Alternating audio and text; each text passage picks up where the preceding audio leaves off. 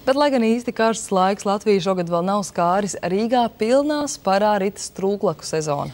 Tā šogad ir salīdzinoši mierīga, jo lieli bojājumi vai postījumi nav bijuši. Taču, lai strūklakas varētu darboties līdz rudenim, tomēr būs vajadzīgi papildus līdzekļi. Vairāk stāsta Natālija Valdniece. Lai paspētu iztīrīt 9 darbojošās strūklakas Rīgā, māra darba diena sākas 7 no rīta. Aptuveni 10 monētas, bērnu mantas un daži papīrīši. Šāds loms pēc Jāņu brīvdienām tiek izvejots no 2 strūklakām pie Esplanādes. Ilgāk par 3 dienām strūklakas bez pieskatīšanas atstāt nevar, atzīst vides pārvaldes publisko labierīcību nodaļas galvenais speciālists. Strūklaku un to apkalpojuši darbinieku biedz ir mazgāšanas līdzekļi, kurus neapzinīgi cilvēki ielej ūdenī, un tas rada putas. Ja kongresa namā tur 65 kubu ūdens, tas ir ļoti daudz, ja. Tas ir jālaiž viss nost, tad ir viss ar kerkeri jāmazgā, ja, nopietni, ja.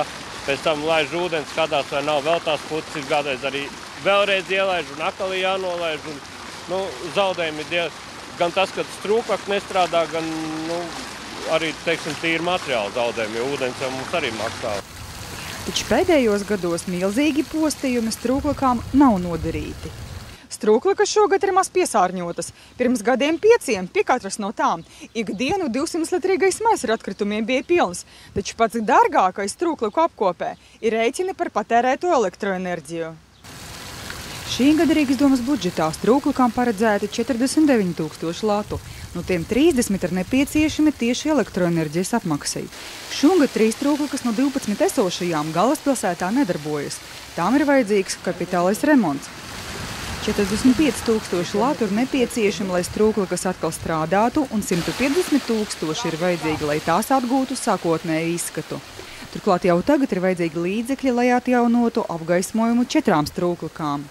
Mēs paskatījāmies, ka tas maksās kaut kur ap 2–3 tūkstošiem, jo atbrauks cilvēks no Vācijas, atvedīs jaunu aparatūru, jaunu programmatūru, kam ir ieliks, kam ir tā, palaidīsim. Šīs 2 strūklakas Esplanāde arī viņi ar apgaismojumu, arī nestrādā tagad apgaismojums, jo jāmaina arī to, ne programmu, bet aparatūru, speciālu aparatūru.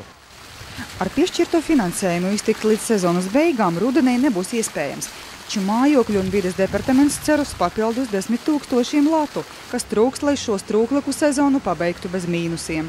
Natālija Valdniece, Ilmārs Roķis, LNT.